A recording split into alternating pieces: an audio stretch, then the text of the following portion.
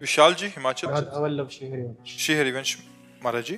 महाराज जी, आपका प्रश्न थोड़ा ऐसा है कि जैसे कभी महाराज जी युद्ध आदि का संयोग होता है जिसमें किसी का पति हो सकता है, किसी का भाई होगा, किसी का बेटा होगा। महाराज जी वो तो युद्ध में जैसा भी उनका भी जो भी उनका कर्तव्य ही है, पर महाराज जी पारिवारिक जन बहुत चिंतित हो जाते हैं। तो महाराज जी उन परिस्थिति में, क्योंकि एकदम भय बना रहता है कि कब कोई नहीं, ऐसी वो खबर आ तो जाए, चिंता का विषय तो लगेगा महाराज जी ही। उस समय अपने मन को कैसे वो करें महाराज?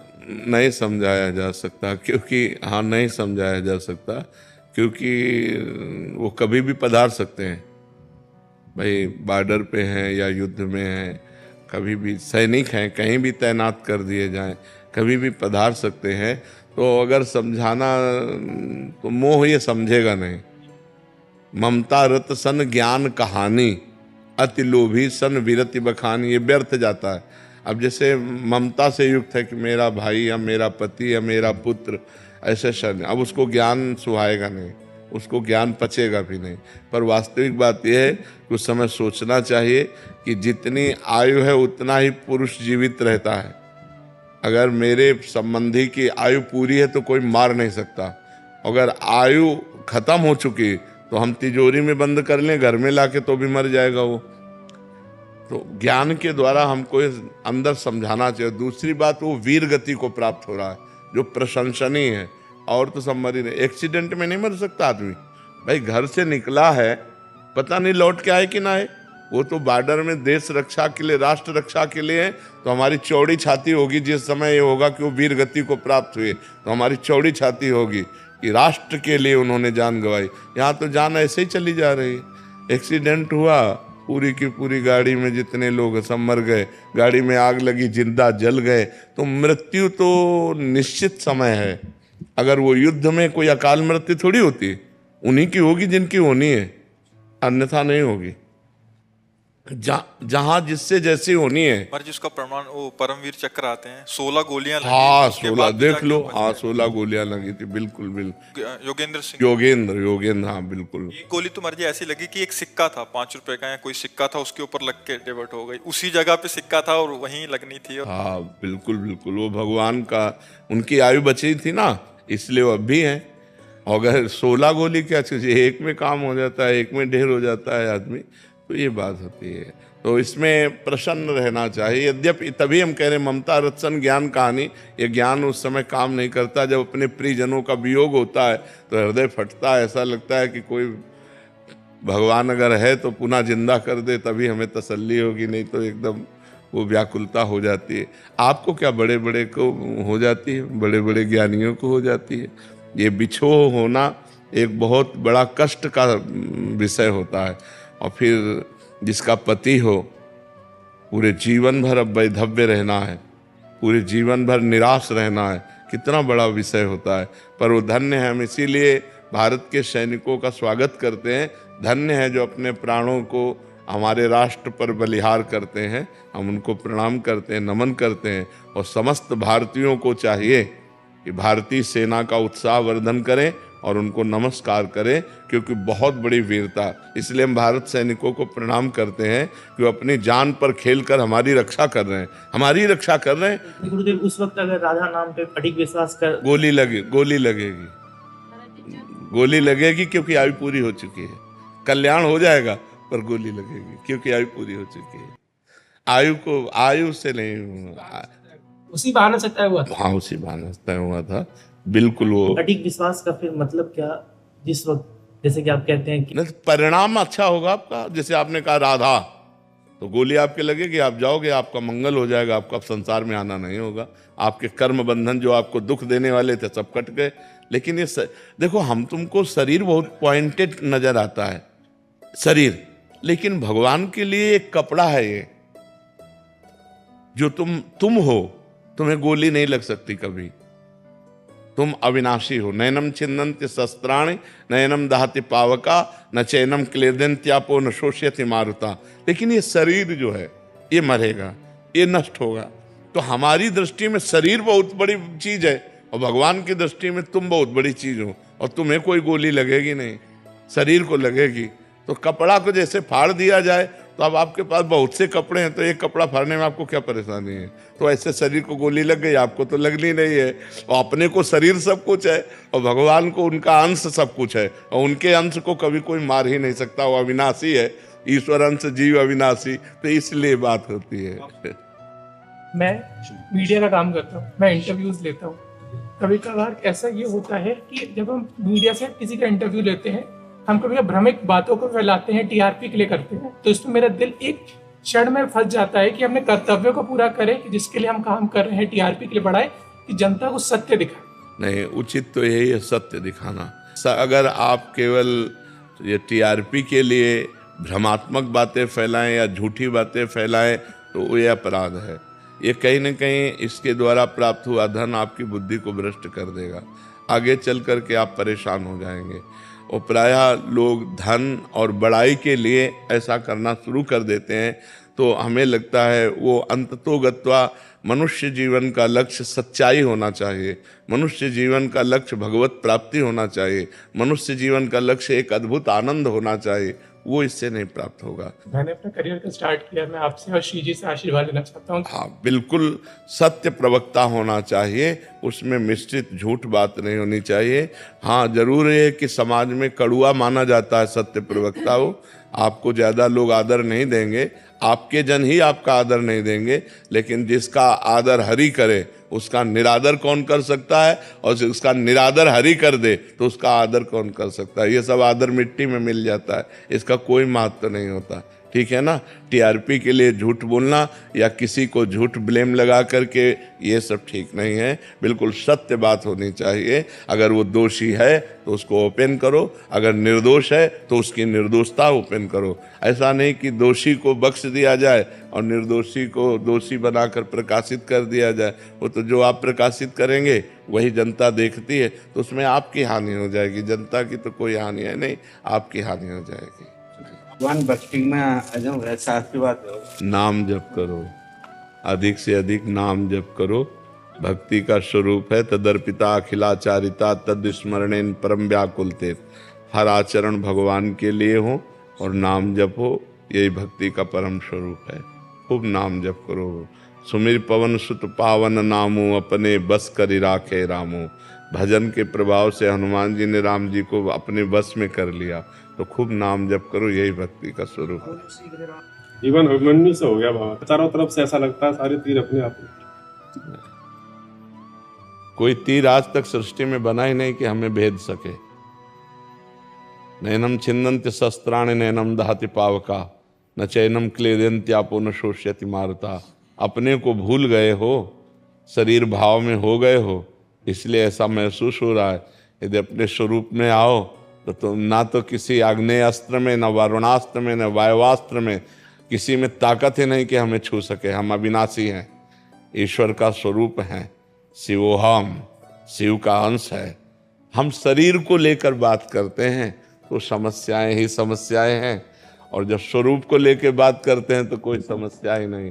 तो हम शरीर को भगवान शिव के चरणों में अर्पित करते हैं, जैसे सुख दुख में जैसी परिस्थिति में रखें, स्वरूप में होकर उसे सहते हैं।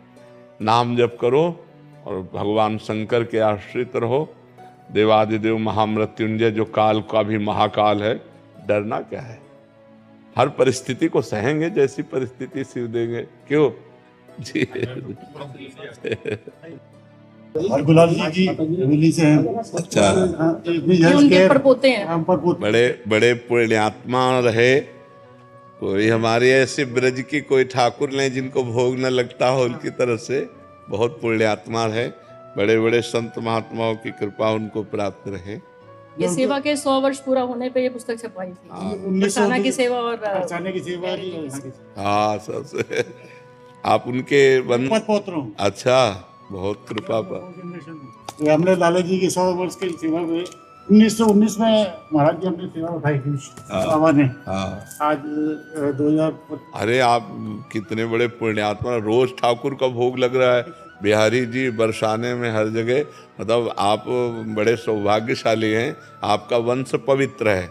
हाँ, यशस्वी वंश है।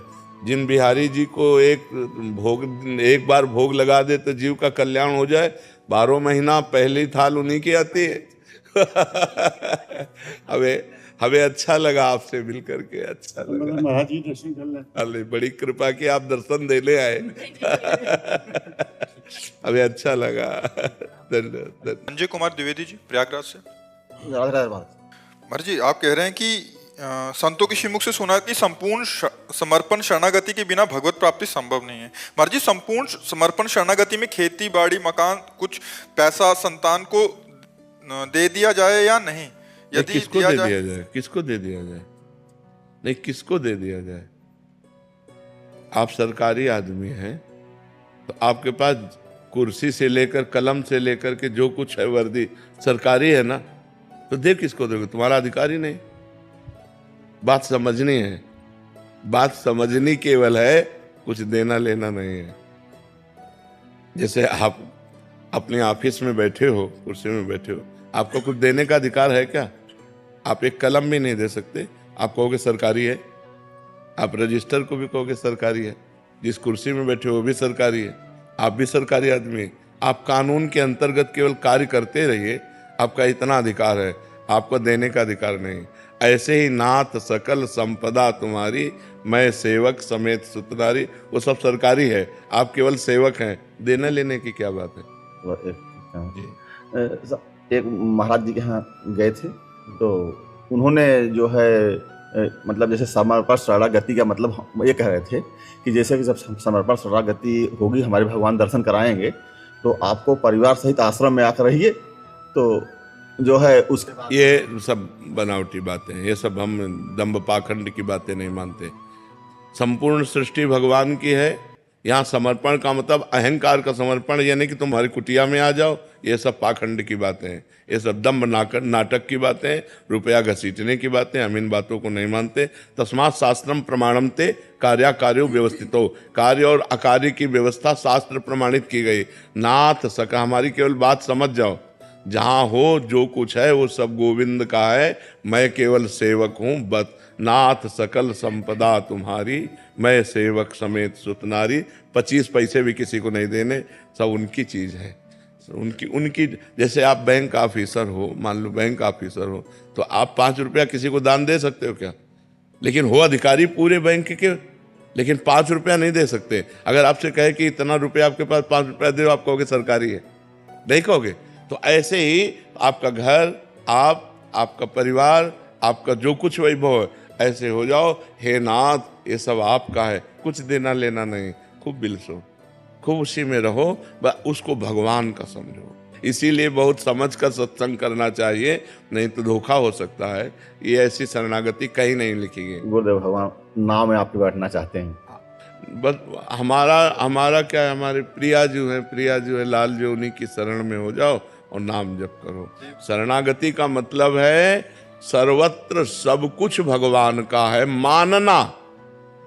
देना लेना, हम कहें सरकारी संपत्ति देने का अधिकार। अब जैसे आपको दिखाई दिया कि ये बहुत बीमार है, आपकी जेब में 500 रुपया है, प्रेरणा हो रही, तो आप समझो ठाकुर जी आदेश कर रहे हैं इनको 500 रुपया दे दो, अपनी जेब से निकाला दे। अब आपसे दूसरा आदमी पूछ रहा है आपने 500 दान किए क्या, तो आप कहना चाहिए नहीं आपने दिए तो नहीं, वो उनका था, उनको पहुंच गया। तो दियम वस्तु गोविंदम तुभ्यमेव समर्पय, मैं तो दान करने वाला होता कहूँ। रहीमदास जी ऐसे दान कर रहे थे, तो ऐसे कर रहे थे, तो लोगों ने पूछा नेत्र नीचे क्यों किए हो? दान करने वाले को तो आंख में आंख मिला के देना चाहिए। तो उनका नहीं, देनहार कोई और है, देत रहत दिन रैन, लोग भरम मोपय करे, तासो नीचे नैन। देने वाला तो कोई और है जो रात दिन सबको देता रहता है, लोग भरम हम पे कर रहे, इसलिए हमारे नेत्र नीचे हैं। तो कुछ देना लेना नहीं जी। जब अपने कारागार में हम जाते हैं अंदर, तो जो कैदी जन होते हैं तो वो जैसे कि राधे राधे करते हैं या थोड़ा सा बहुत ज़्यादा मतलब सम्मान टाइप का देते हैं, तो कहीं ऐसा जैसे हमको बड़ी खुशी होती है, वो कहीं गड़बड़ हमारे तो नहीं होती? नहीं, आप उस सम्मान को भगवान को मानिए कि ये सब भगवान हमारे सामने विराजमान है, ये लीला कर रहे हैं, और मन से हाथ जोड़े। जैसे वो राधे राधे कहते हैं तो हमको भी राधे राधे कह लेना चाहिए। वो अगर हाथ जोड़े हैं तो हम भी हाथ जोड़ लेते हैं। स्वीकार ना करें, मतलब प्रणाम सम्मान को अपना ना माने। अब सब प्रणाम नमस्कार, लेकिन एक की भी दृष्टि में चूक नहीं होगी, सबको देखेंगे और एक को भी नहीं मानेंगे कि इसने हमें प्रणाम किया है। नहीं, हम प्रणाम करते हैं। हमारे प्रभु इतने रूपों में आए हैं। मेरे विराट रूप में, लड़का बच्चा बड़े बूढ़े रूप में मेरे भगवान आकर के खड़े हुए मुझे दर्शन दे रहे हैं, बस अपने भाव से। अब अगर आप प्रणाम सम्मान स्वीकार करने लगेंगे तो गर्व रूपी दोष आ जाएगा, और गर्व रूपी दोष आ जाए तो भक्ति में बाधा पड़ जाएगी। इसलिए बहुत सावधान। मंजू शर्मा जी, श्री गंगानगर। राधा वल्लभ श्री हरिवंश। श्री हरिवंश महाराज जी।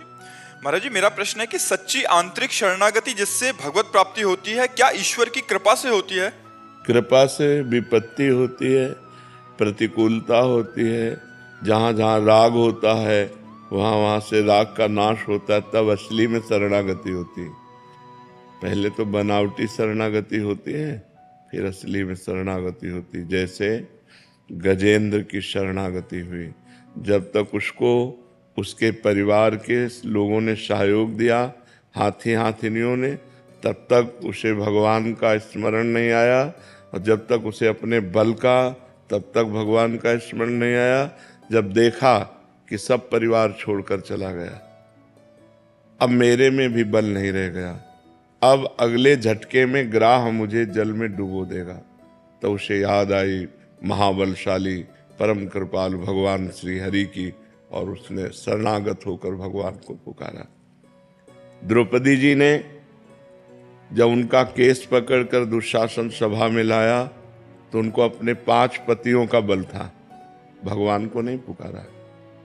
जब देखा 5 पति ग्रीवा झुकाए हैं तो भीष्म आदि का बल हुआ कि इतने बड़े धर्मात्माओं महाबली के होते हुए मुझे सभा में कैसे ऐसे। लेकिन जब भीष्म आदि से भी रक्षा नहीं हुई तो अपने हाथों का, अपने बल का प्रयोग किया। यही जीव की दुर्दशा है, अपने बल का प्रयोग किया। जब हाथों से भी थक गए तब दांत से दबा लिया। जब देखा अब की झटके में दांत से साड़ी निकल जाएगी तो पुकारा, हे गोविंद द्वारिकाधीश।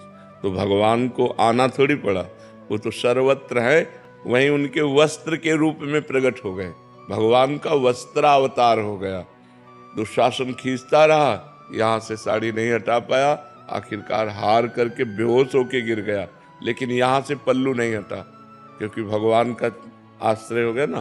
तो शरणागति असल में जब हम सब तरह से हार जाते हैं और कोई रास्ता नहीं दिखाई देता, तब जीव की ये दुर्दशा है कि वो पहले शरणागत नहीं होता। पहले वो अपना बल, अपने साधन का बल, अपने भजन का बल पर। शरणागत का मतलब है अजात पक्षा इव मातरम खगा। जैसे घोंसले में चिड़िए का बच्चा है, उसके पंख नहीं निकले, वो अगर दाना लाएगी उसकी माँ तो पाएगी, पानी मुंह में लाएगी तो पाएगी, नहीं तो वो केवल बाट जो होती रहती माँ की। ऐसे उस शरणागत भगवान की कृपा की बाट जो होता रहता है। भगवान की जब कृपा होती है तो ऐसी परिस्थिति दे दी जाती है जिससे एक ही रास्ता बचता है, भगवान। दूसरा रास्ता जब तक है तब तक ये पकड़ेगा। मनुष्य की बुद्धि, अगर कोई फ़ोन नंबर है तो पहले फ़ोन नंबर लगाएगा।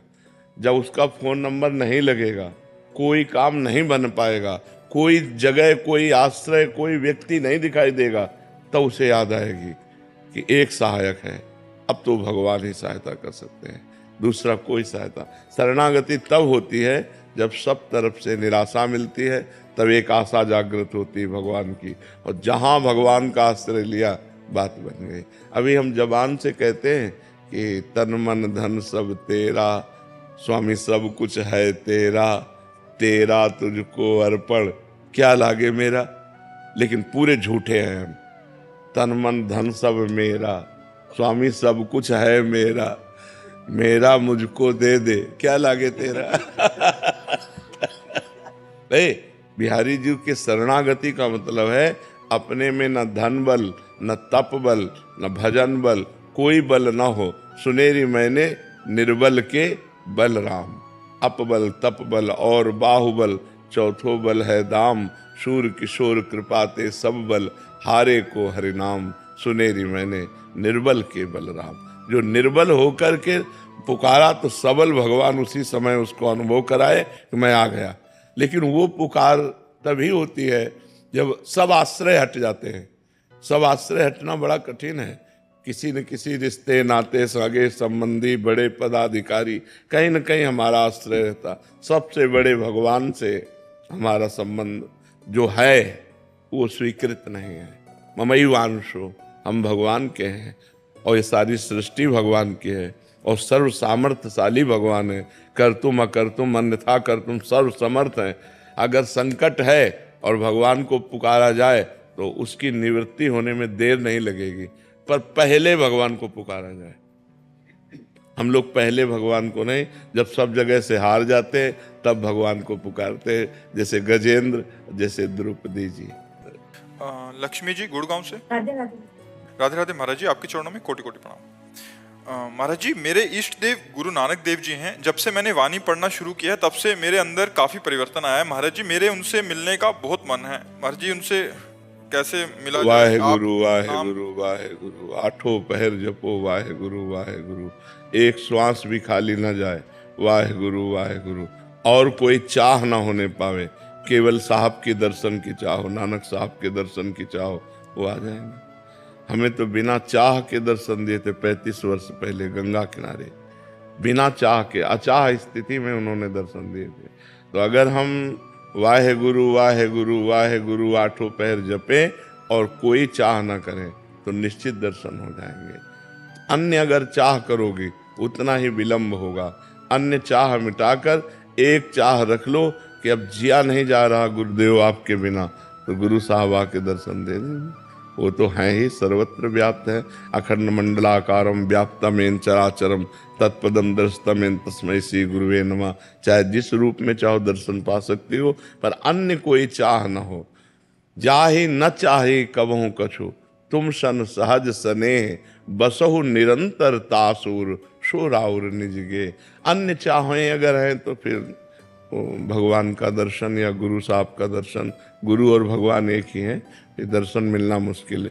जब कोई चाह नहीं रह जाती, चाह मिटी चिंता मिटी मनुआ बेपरवाह, जिनको कछु न चाहिए वो शाहन के शाह, वो भगवान का साक्षात्कार करते हैं। ब्रह्मभूता प्रसन्नात्मा न शोचति न कांक्षति समाः सर्वेषु भूतेषु मद्भक्तिम लभते पराम। न कोई चाह है न कोई शोक है, हर समय भगवान की स्मृति हो रही और आंसू गिर रहे हैं। हे नाथ, आप कब दर्शन दोगे? तो भगवान दर्शन दे देते हैं। रुदु शुश्रम राजन कृष्ण दर्शन लालसा, जब रोना आ जाए उनके दर्शन के बिना, नहीं खान पान ते भावे है, नहीं कोमल वसन सुहावे है, सब विषय लगे ते खारा है, हरि आशिक का मग न्यारा है। कुछ अच्छा नहीं लग रहा, तभी वो आके दर्शन दे देते हैं। महाराज जी, आप तरस करो मेरी ये अवस्था बन जाए। आप कृपा करें कि अवस्था बन जाए जैसे आप कह रहे हैं। आप प्रयास कीजिए, आप प्रयत्न कीजिए। कृपा तो गुरुजनों की अपने आप बरस रही है, आप प्रयास कीजिए।